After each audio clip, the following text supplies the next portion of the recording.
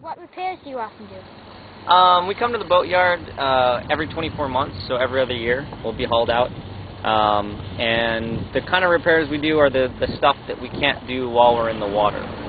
There's certain valves and plumbing on the inside of the boat that are sucking in seawater under the waterline to use to cool engines and generators and various other things. We can't repair any of that piping in the water because if we take it apart, we'll start flooding.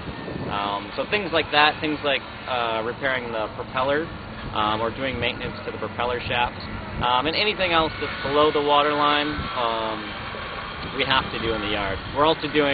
We generally do any major welding projects here in the yard as well, because it's easier to not be welding over water, because electricity and water really like each other, and it gets a little dangerous when you mix the two. So when we're here high and dry and there's no water around, it's a good time to do the welding. First of all, the Lady Washington is made entirely of wood, and it's built traditionally as if it had been built 200 years ago. The Hawaiian Chieftain is built all of steel, so it's modern materials and methods. Even though her hull shape at and above the waterline is fairly traditional, below the waterline... Yeah, I see the windows in the back. Yeah, it's all the way it would have been there above the waterline. Below the waterline, the triple bilge keels and some of the other stuff going on there is extremely modern. So where the Lady Washington is an entirely traditional vessel as it would have been built and engineered 200 years ago, the Hawaiian Chieftain is an adaptation of modern and tradition, where she's built with modern materials and methods and with modern engineering. So those are the big differences. There's some other ones. We're almost the same length, so not a big difference there.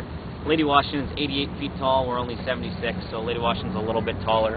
We only go 5.5 feet deep into the water. Lady Washington goes 11. So we have about half the draft, and that's part of having those triple bilge keels, is that design allows us to beach the boat and still be able to go sailing. So those are the major differences.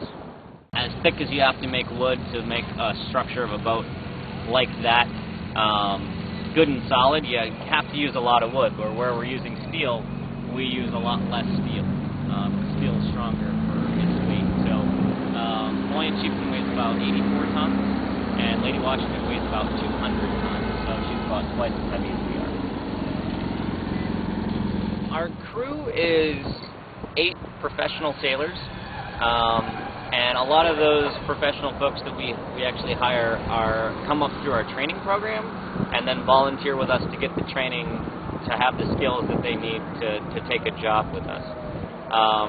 In addition to the 8 paid staff, we generally have 2 long-term volunteers that are training to move into one of the jobs, and then between 2 and 4 trainees who are brand new in their first 2 weeks on boats. So that'll make up our entire crew complement. Probably take around 12 gallons. And then as you split it up between the brown and the blue and the black and the different colors, it's going to be 3 gallons here, 4 gallons there, a gallon or 2 here. So I think the black, which is mostly detail work, would be about a gallon, gallon and a half, and then the blue, which is the bulk of the hull, would be maybe 3.5 gallons, and the rest of it would be the brown. I do a lot of math, whether it's calculating my speed and how far I've got left to go to figure out when I'm going to get there, or whether it's geometry on the chart of saying, well, I know that this particular point is at this angle off my bow, and this other point is this other angle, and using that on the chart to figure out where I am. We do a lot of math. Another subject we do a lot of is science, and believe it or not, it's all the fun kind. Hydrodynamics and buoyancy and wind and Bernoulli's principle and all the other things that apply when you're sailing a sailboat, especially a big one like this.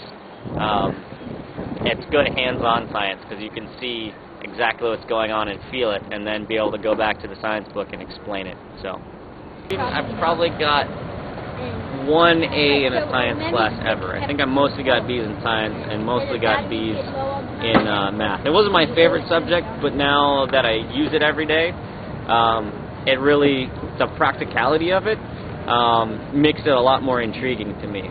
A lot of times in math class, it's just they're throwing numbers at you and it doesn't mean anything. But when those numbers are like, when are we going to get there?